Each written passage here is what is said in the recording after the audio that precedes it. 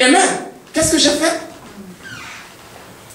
Le Seigneur lui a transmis de l'électricité. Mais d'où ça vient cette électricité-là? Demandez à ma maman qui est juste là. Hier, par exemple, c'est juste un exemple. C'est pour vous inspirer qu'on vous le dit. C'est pas pour vous dire qu'on passe du temps à prier. Amen. Hier, par exemple, non, si vous cherchez mes mamans, j'en ai plus ici. Amen. J'ai ma maman qui est derrière, j'ai ma maman qui est là, j'ai mes mamans qui sont là. Voilà, j'ai des mamans partout. Amen. Hier, tous les jours, on passe du temps à prier en langue. Amen. Au moins pendant 6 à 7 heures.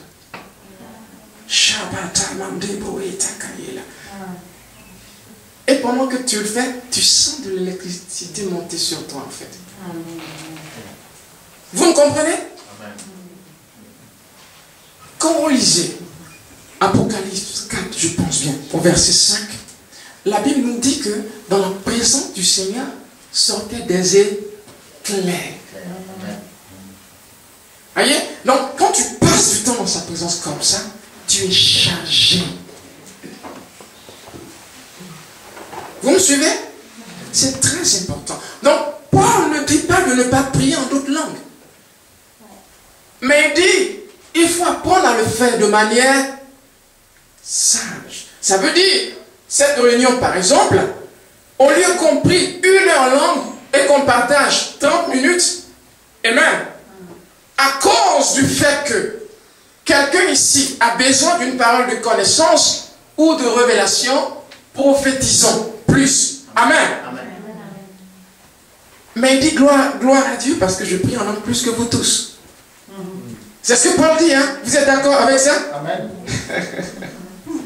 Amen. Continue, mon frère, s'il te plaît. Alors, verset 6, hein? Oui. Supposez, frères, que je vienne chez vous et que je m'exprime exclusivement dans ces langues inconnues, sans vous apporter aucune révélation, aucune connaissance nouvelle, aucune prophétie, aucun enseignement. Quel profit tireriez-vous de ma présence? Amen. Donc, si on avait une réunion comme ça, qu'on priait qu'en langue, qui serait béni? Certains et d'autres non. Vous me comprenez? Donc, quand on analyse bien, c'est que Paul est en train de nous dire, il est en train de tout simplement nous dire que quand vous êtes ensemble, faites les choses avec sagesse. Mais il n'interdit pas la prière en langue. La preuve, il dit, je prie en langue plus que vous tous, dans ce même chapitre. On ne pourra pas tout lire. Amen. Et quand il finit le chapitre, il dit, priez en langue, mais priez aussi avec intelligence. Amen. Donc, le christianisme est surnaturel. Dieu vous a donné une clé pour être fort. Dieu vous a donné une clé. Quand vous prenez Jude, le chapitre 1, le verset 20, il dit priez dans l'esprit. Il dit c'est la manière dont on édifie sa foi. Amen. Donc c'est de monter au niveau de Dieu plutôt que de descendre Dieu à notre niveau de faiblesse. Quand tu commences à prier, tu sens que quelque chose monte en toi. Amen. Tu commences. Et dès que tu pries, quand tu as parfois mis du temps, le réma commence à monter. Ça veut dire la situation pour laquelle tu priais, des paroles sortent de ta bouche. En fait, tu commences à prophétiser sur la situation. Sans même te rendre compte, tu commences à prophétiser. En 3 mois, cette boutique est ouverte. Après, tu te demandes, pourquoi est-ce que j'ai dit en 3 mois? Vous me suivez? Le rêve est monté. Amen. Donc tu as eu ce que tu voulais. Amen. Dieu n'a pas fait des gens qui doivent tout le temps demander, Seigneur, je veux ça, Seigneur, donne-moi ça. Non. Ça, c'était dans l'Ancien Testament. Dans le Nouveau Testament, il nous a déjà tout donné. Nous sommes le résultat de son travail fini. Donc, comment est-ce qu'il faut prier dans le Nouveau Testament? C'est très important. Paul dit, gloire à Dieu, parce que je prie en langue plus que vous tous. Mais quand je suis dans l'assemblée, je dis 2 mots ici et 3 mots par là, avec intelligence, un peu en langue. Vous me comprenez? Donc, il n'interdit pas la prière en langue. J'ai chanté en langue tout à l'heure. Mais si Dieu n'avait pas donné d'interprétation, c'était pas grave. Vous me comprenez? Mais je savais qu'il allait donner. Amen. C'est ça la foi. Donc le deuxième toucher est biblique.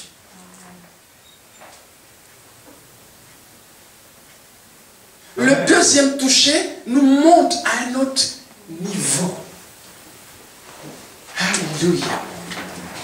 Est-ce qu'il y en a qui ne prient pas en langue ici?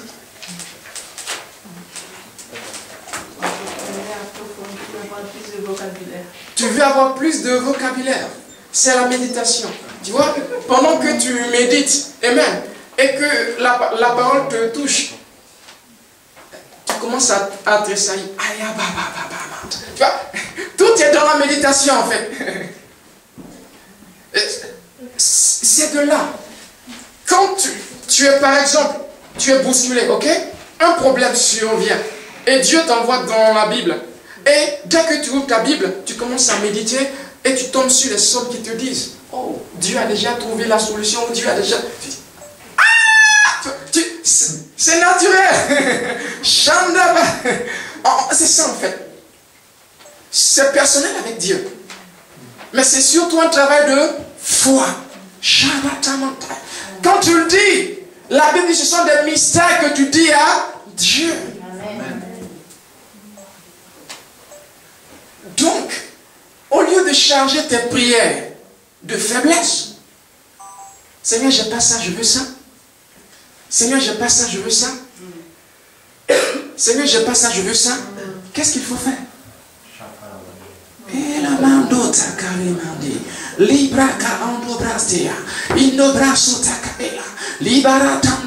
Je puis tout par celui qui me fortifie. Je puis tout par celui qui me fortifie. Ouais, et pendant que tu le dis, tu sens la force monter. Alléluia. Pendant que tu le dis, tu sens la puissance monter. Pendant que tu le dis, tu te sens bien, mon frère. Tu te sens bien, ma soeur. Amen. C'est le secret pour un christianisme de force et béni. Avant de monter sur la chaîne pour chanter, si tu l'as fait pendant 3 ans, 4 ans, 5 ans, quand tu vas monter, tu vas commencer à marcher dans le fournaise. Ça veut dire tout ce que tu vas faire, même là où tu vas placer ton micro, sans te rendre compte, tu vas le placer au bon endroit. Alléluia! Oh, come on, man. Ça, c'est le fournaise. Ça veut dire, à un moment donné, il prend contrôle même de... Je parle parfois aux gens et ils pensent que je sais tout de... Je ne sais rien de vous, mais je marche dans le fournaise. Ça veut dire que je fais les bonnes choses au bon moment. Je dis les bonnes choses aux bonnes personnes. Et ce n'est pas moi. Parfois, il me le dit, amen. Mais parfois, je ne sais même pas ce que je dis. Mais je suis en train de dire des choses aux gens. C'est le fournaise. C'est bien dit. Amen. C'est important. C'est important. Dieu nous veut marcher dans le surnaturel. Si ce n'est pas surnaturel, ce n'est pas la peine. Parce que c'est la fille de Dieu investie dans des personnes. C'est ça pourquoi il est le premier-né parmi ses frères. Il n'a pas honte de nous appeler ses frères. Pour qu'on puisse regarder à lui et faire comme il a fait. C'est pas beau ça? Que Dieu vous bénisse. Amen. Le troisième toucher. Le toucher où on pense super large. Extra large. Amen. Amen. Le troisième toucher, c'est lorsque je vais pratiquer de manière intense. Le deuxième toucher. Dans Apocalypse 4, le verset 5, la Bible dit, dans la présence de Dieu, sort des éclairs. Donc c'est lié au temps que je vais passer dans la présence de Dieu. En train de prier en langue. Donc dans l'esprit. Parce qu'il est dit que celui qui prie dans l'esprit, il se charge. C'est le terme édifié en français, mais en grec c'est se charger. Il se charge comme on recharge une pile électrique. C'est pourquoi parfois quand tu pries, ton corps bouge. Amen. Ouh la kabataya. Oh la sandiblataya. Innocenta. Amen. Ça te fait bouger. On ne dort pas avec ça. On n'est pas timide avec ça. Nous étions aux Antilles. Quand pendant qu'on priait, une sœur avait une sensation de cancer dans son sein. On priait en langue seulement. Elle est ici. Et Dieu l'a guérie. Seulement en priant en langue. Tu dis des choses que tu ne comprends pas. Quand tu le fais longtemps, la charge augmente. Amen.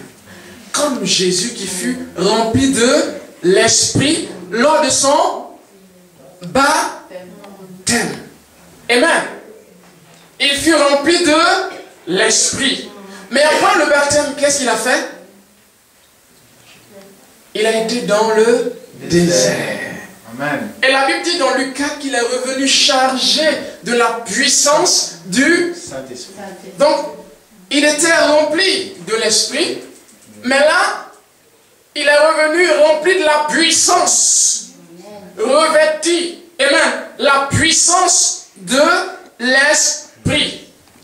Donc, c'est le stade où alléluia, on pense extra large. God Almighty. À ce stade, amen.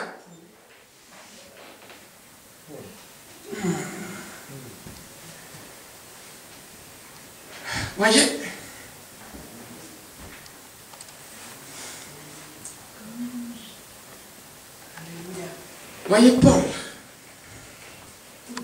et ses mouchoirs. Tout ce que tu touches, quand quelqu'un d'autre le touche, il lui arrive quelque chose. Pourquoi? Parce que ça produit l'onction. Amen. L'onction grandit. Parce que celui qui prie en langue exerce son esprit au monde de Dieu. Il devient audacieux. L'onction étant produite, vous savez ce qui se passe. Voyez? On peut transmettre l'onction. Vous me suivez? L'onction, c'est quoi? C'est la présence de Dieu. Vous vous souvenez? L'ange de ça? L'ange de ça? Donc il y a l'ange. Il y a l'ange, puis il y a la présence. Donc l'onction, c'est la présence qui devient intense. De sorte que dès qu'on lance l'adoration, voyez, ça quitte. Ça fait des choses. Amen. C'est ça l'onction. Donc, Paul pouvait toucher un mouchoir et donner son mouchoir à quelqu'un qui est malade. Vas-y, avec. Et la personne prenait le mouchoir et allait le mettre sur quelqu'un. Et la personne recevait la guérison.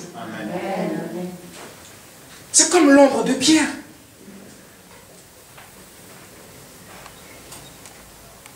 Vous voulez qu'on essaie avec l'ombre?